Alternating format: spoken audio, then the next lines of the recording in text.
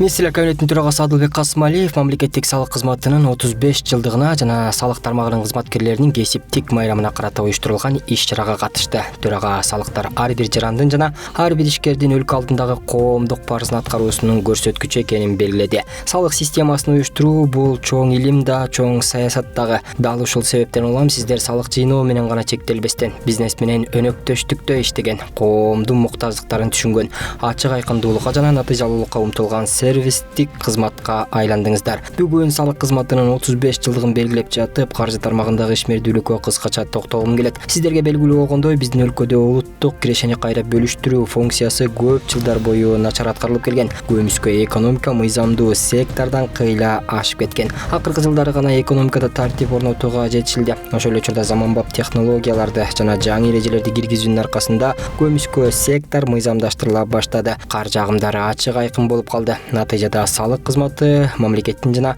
коомдун кызыкчылыктарын коргоого, салыктардын жана камсыздандыруу төгүмдөрүнүн өз убагында түшүүсүн камсыздоого, ошондой эле билим берүүнү, саламаттык сактоону, коопсуздукту жана аймактарды өнүктүрүүнү каржылоо үчүн олоттуу каражаттарды топтоого жөндөмдүү болуп калды, деди ал. Адылбек Касымалиев 2024-жылы салыктар жана камсыздандыруу төгүмдөрү боюнча түшүүлөр 302,4 миллиард сомду түзгөнүн, бул 2023-жылга салыштырмалуу 53 миллиард сомго көп экенин, өсүү 21%дан ашканын билдирди.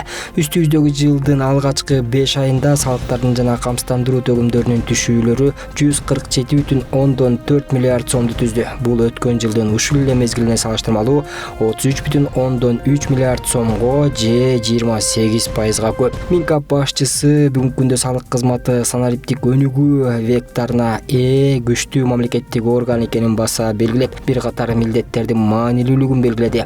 Алардын катарында процесстерди андан ары санариптештирүү жана автоматташтыруу, салыктык башкарууну өркүндөтүү, көмүскө экономикага каршы күрөшүү, калк жана бизнес менен диалогду кеңейтүү, салыктарды ыктыярдуу жана өз убагында төлөө үчүн шарттарды түзүү бар. Бизнести өнөктөш катары кабыл алууга, ишкерлерди колдоого, таянычка жана коштоого өзгөчө көңүл буруу керек. Биздин салык системасы бизнеске тоскоол болбошу керек, тескерисинче анын өнүгүшүнө түрткү бериши керек. Бул максатта биз ашыкча бюрократиядан арылууга аракет кылып жатабыз. Буга үстүбүздөгү жылы ишке ашырылган 100 күндүк акселераторлор натыйжалуу курал болду, деди ал. Сөзүнүн аягында министрлер кабинетинин төрагасы мамлекет салык кызматына чоң үмүт артаарын баса белгилеп, салык тармагынын кызматкерлерине бекем ден соолук, бакубатчылык, ийгиликтерди жана жаңы жеңиштерди каалады.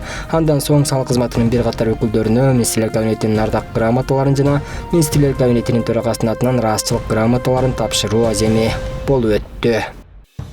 Бүгүн кыргыз куткаруучуларынын кесиптик майрамын утурлай өзгөчө кырдаалдар министрлигине атайын техникалар жана шаймандар тапшырылды. Ведомстводон маалымдашкандай, техникаларды министрлер кабинетинин төрагасынын орун басары, улуттук коопсуздук мамлекеттик комитетинин төрагасы Камчыбек Ташиев тапшырды.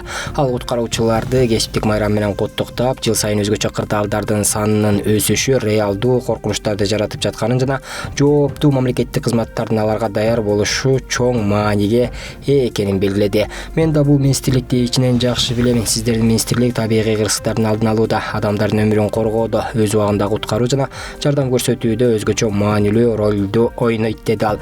Өзгөчө кырдаалдар министри Бообек Ажикеев мамлекет башчыларынын колдоосу менен алынган бул заманбап атайын жана инженердик техникалар, жабдуулар жарандардын өмүрүн сактоодо, өлкө аймагындагы күтүлбөгөн кырсыктардын кесепетин жоюу боюнча комплекстүү чараларды ишке ашырууга өзгөчө салым кошоору шексиз экенин баса белгиледи. Белгилей кетсек, 2021-жылдан 2025-жылга чейинки 4 жылдын ичинде өзгөчө кырдаалдар министрдин техникалык базасы бир топ жаңыланды.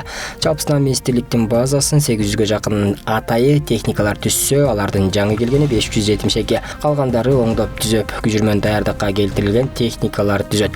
Булардын ичинен авариялык куткаруу унаалары, өрт өчүрүүчү унаалары, жүк ташуучу, жүргүнчү ташуучу, адистештирилген унаалар, катер, учак жана тик учактар кирет. Президенттин администрациясынын маалыматтык саясат кызматынын жетекчиси Дайырбек Орунбеков автотранспорт каражаттарынын ээлеринин жарандык жоопкерчилигин милдеттүү камсыздандыруу программасы боюнча кыскача маалымат берди. Анын айтымында, буга чейин унааларды 1-июлга чейин камсыздандырбаган жарандарга айыппул салынат деген чечим чыккан эле. Азырынча жарандар камсыздандыруу кампаниясына активдүү катышууда. Мамлекеттик камсыздандыруу уюмунун өзүндө эле 211 миңден ашуун унаа камсыздандыруудан өткөн. Жеке компанияларды кошкондо жалпысынан 500 миңге жакын унаа камсыздандырылды.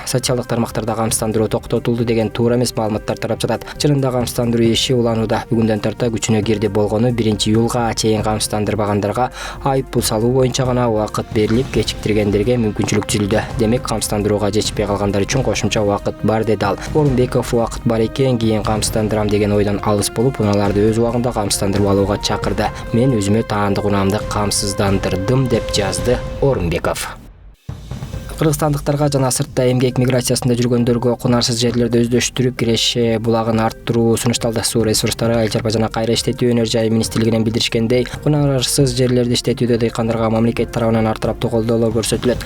Белгиленгендей, учурда жалпы республика боюнча 614 000 гектар кунарсыз жайыттар аныкталган. Министрлик ушул жерлерди өздөштүрүп, Кыргызстанды жашыл аймакка айлантуу менен жакшы киреше табуу мүмкүнчүлүгү бар экендигин билдирет. Кунарсыз жайыт жерлерин иштетүүнү каалагандарга министрлик тарабынан райондук агрардык өнүктүрүү башкармалыгынан ар тараптуу колдоолор көрсөтүлөт. Аларга тамчылатып сугаруу системасын орнотуу, жеңилдетилген насыялуу, туура, сапаттуу көчөттөрдү, үрөндөрдү тандоодо тажрыйбалуу адистерден кеңеш алуу жана башка ушул сыяктуу колдоолор каралган. Израиль режиминин чабуулдарынан улам Иран Ислам Республикасында 900-гө жакын адам набыт болду. Курман болгондордун арасында аскер кызматкерлери, жогорку окуу жайлардын окутуучулары, ошондой эле аялдар жана балдар бар. Бул кайгылуу окуяга байланыштуу бүгүн 1-июлда Бишкек шаарындагы Иран Ислам Республикасынын элчилигинде көңүл айтуу китеби ачылды. Күн бою шаар тургундары, коомдук ишмерлер, дипломатиялык корпустун өкүлдөрү жана башка расмий меймандар элчиликке келип, Иран элине кайгыруу жана тилектештик билдиришти. Алар көңүл айтуу китебине кол коюп, курман болгондордун жакындарына жана Иран элине терең кайгыруу сөздөрүн жолдошту. Элчиликтин өкүлдөрү мындай колдоо үчүн Кыргызстан элине ыраазычылык билдирип, эл аралык тилектештик, тынчтыкты сактоодо чоң мааниге ээ экенин белгилешти. Машинеңиз чаң болгондо эмне кыласыз? Мойка. Автомойка. Мына көрүнүп турат да, бул азыр мынакей. Бул кандай белги негизи мына? Көк менен белгиленгендер.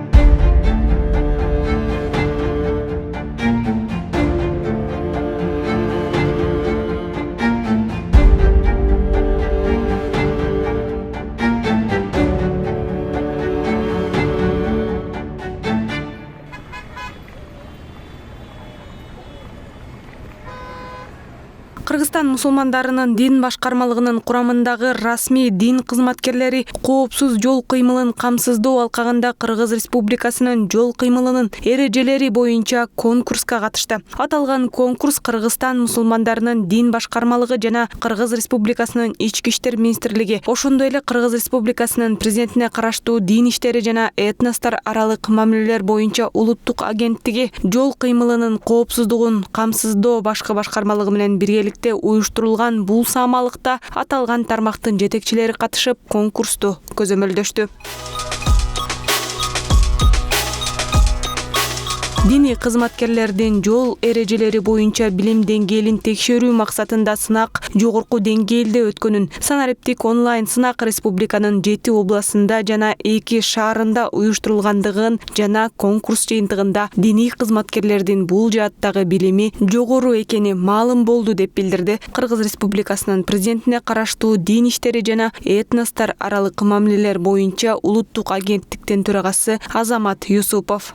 Бул иш-чара негизинен эле биздин имамдарыбыз ар дайым ушул эл менен байланышта болгондуктан, анан ошол эле биздин жол кыргызтардын көбөйүп бараткандыгын алдын алуу максатында эл менен түшүндүрүү иштери дагы имамдар аркылуу мындан ары дагы улантыла бермекчи. Кыргызстан мусулмандарынын азирети муфтийи Абдулазиз Кары Закиров онлайн сынакка 1600дөн ашуун дин кызматкери катышканын, акыркы кездерде автожол кырсыктарынын саны арбып, тилекке каршы көптөгөн каргашалуу окуялар жүз берүүдө. Биз буга кайдыгер мекеме эмес катары дайыма үгүт, насаат иштерин жүргүзүп, жол кыймылынын коопсуздугун камсыздоо башкы башкармалыгы менен тыгыз кызматташып келебиз. Мындан ары да салттуу түрдө адам жаңы аманат аттуу акциябызды уюштуруп, түшүндүрүү иштерин тынымсыз жүргүзө беребиз деп баса бергиледи. Акыркы мезгилдерде ушул жол коопсуздугунун айынан көптөгөн жарандарыбыз, көптөгөн мусулман бир туугандарыбыз каргашалуу окуяга дуушар болуп калып атат. ден соолугунан айрылып атат. Алла Таала берекелүү уйк аятында би айдикум иля тахлука өз колуңар менен өмүрүңөргө кол салбагыла дейт. Андыктан жол эрежесин сактап, ден соолугубузга, өмүрүбүзгө кам көрөлү. Аталган конкурс журт башчысынын тапшырмасына ылайык өткөнүн айткан Кыргыз Республикасынын Ички иштер министрлигине караштуу жол кыймылынын коопсуздугун камсыздоо башкы башкармалыгынын жетекчиси Жеңишбек Жоробеков буларга токтолду. Суроолор бардыгы биз тараптан даярдалган. Суроолор жеңил эмес, татаал болчу, бирок ага карабастан аалымдардын басымдуу бөлүгү суроолордун 50-60, кээ бирлери 100%га чейин жооп бергенине биз өзгө болдук. Демек, бүгүнкү күнү аалымдарыбыз өзүнүн түздөн түз милдеттери менен биргеликте жалпысынан коомчулуктагы кайсыл гана мыйзамдар жана кайсыл гана тартиптер болбосун ошону өздөштүрүп, жеке үлгү болууда. Конкурс бардык аймактарда бир убакта онлайн форматта смартфондор аркылуу өткөрүлүп, имамдар өз күчтөрүн сынашты. Белгилей кетсек, Кыргызстан мусулмандарынын азирети муфтийинин Кыргыз Республикасынын Ички иштер министрлигинин жол кыймылынын коопсуздугун камсыздоо башкы башкармалыгынын өкүлдөрү менен болгон жолугушуусунда жол кыймылынын эрежелерин сактоонун маанилүүлүгү тууралуу маселелер талкууланып, казияттардын, хадибияттардын кызматкерлери менен мечит имамдары арасында жол кыймылынын эрежелери боюнча билим деңгээлин жогорулатууга багытталган конкурс өткөрүү чечими кабыл алынган. Асел Сөркул кызы, Гүлчөрө Казымкулов, Азия ТВ, Бишкек.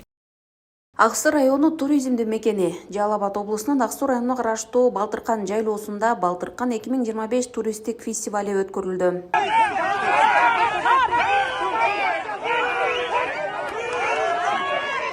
Бул фестивалда Аялдар тынчтык банкы коомдук фондунун Жалал Абад облусунун Аксы районунун чек арага жакын аймактарында укмуштуу жана тоо туризмин, ошондой эле креативдүү индустрияны өнүктүрүү аркылуу аялдардын экономикалык мүмкүнчүлүктөрүн кеңейтүү долбоорунун алкагында түзүлгөн жана окутулган Сары Челек, Аксы Кут жана Куш төбө өз ара жардамдашуу топтору уус чеберлердин жана усталардын кол өнөрчүлүк көргөзмөсүнө, улуттук тамак аштар жарманкесине, Аксыда өндүрүлгөн эко продукциялардын көргөзмөсүнө активдүү катышышты. Окуп, СММди, кантип туристтерди тосуп алууну үйрөнүп, азыр ушул боз үйдү алганбыз. Авет Майылыкмунун Оялма жайлоосунда туристтерди тосуп, конокторду тосуп атабыз. Биз ошол Аялдар тынчтык банкы каржылаган окууларга барып окуп келдик, үйрөнүп, обменный тур Ысык көлгө чейин барып келдик. Ошол жактан көп нерселерди үйрөнүп, мына буюрса иш баштап отурабыз, туристтерди кабыл алып, ушул боз үйдү алганбыз. Туристтик сезон ачылып, буюрса ишти баштадык. Бул белдемчи аял затынын көркүн гана ачпастан, бул кыргыз элинин улуттук нарыктарындагы жогору көтөргөнгө салым кошот. Анткени бул жерде оймо чиймелер, кыргыздын оймо чиймелери, андан сырткары бул кышында болобу, жайында болобу өтө белди бекем кармап, аялдардын ден соолугуна пайдалуу кийим болуп эсептелет. Фестивалда конокторго улуттук тамак аштар, Аксыда өндүрүлгөн эко продукциялар, кылым карыткан каада салттар көргөзмөлөр орун алды. Мен да ошол башка эжелерге кошулуп келип, ошо кол өнөрчүлүккө келип калдым. Өзү кызыкчумун. Бул жерге келип аябай көп нерсени үйрөндүк. Колубуздан ар кандай продукциялар чыга баштады. Заман талабына жараша азыр кайсы жерге барбай этнопаннолор аябай суралып атат. Этнопанно керек деп, биз ушундай этнопаннолорду дагы чыгардык. Боз үйгө болобу, гостевой двор болобу, үйгө каяка келсе дагы бул ушу кыргыздын улуттук бир нукура баалуулуктарынын бири болот экен. Балтыркан 2025 биринчи эл аралык туристтик фестивалынын уюштуруунун максаты туристтерди тейлөө сапатын, маданиятын жогорулатуу, жергиликтүү тургундардын киреше бөлүгүн арттыруу жана райондогу табияты кооз аймактарды даңазалоо болуп саналат. Биз Аялдар тынчтык банкы коомдук фондунун долбоору менен биргеликте иштеп, көптөгөн кол өнөрчүлүктөргө ээ болдук. Биздин жамаатта 10 кыз келиндер иштешет. Аксынын бренди болгон Аксы сумкаларын колдо тигип курашып сатууга чыгарышкан. Аялдар тынчтык банкы коомдук фондунун долбооруна биз ыраазычылык билдиребиз.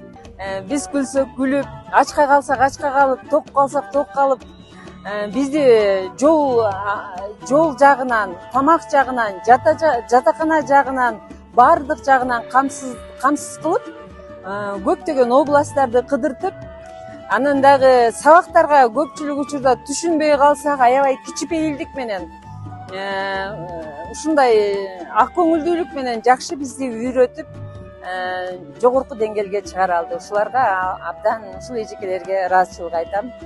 Ош шаарынын дизайнери Гүлнур Исраилованын көчмөндөр кыргыз улуттук кийимдери коллекциясы жана Кызылкаш шаарынан Кундуз Рысалиеванын мөлмөл этно коллекциясы көрүүчүлөргө тартууланып, элдин сүймөнчүлүгүнө айланды. Иш-чара Аксы райондук мамлекеттик администрациясы, туризм департаменти, Сары Челек айыл өкмөтү, Авлетим Токой чарбасы, жергиликтүү жамааттар, Аялдар тынчтык банкы коомдук фонду жана эл аралык өнөктөштөр тарабынан уюштурулду. Долбоор болсо Европа биримдиги тарабынан Бомка 10 гранттык схемасы боюнча каржыланып, Аялдар тынчтык банкы коомдук фонду тарабынан аткарылууда. Гүлжан Ажматова, Алишер Мусажалил уулу, Жалал Абад облусу.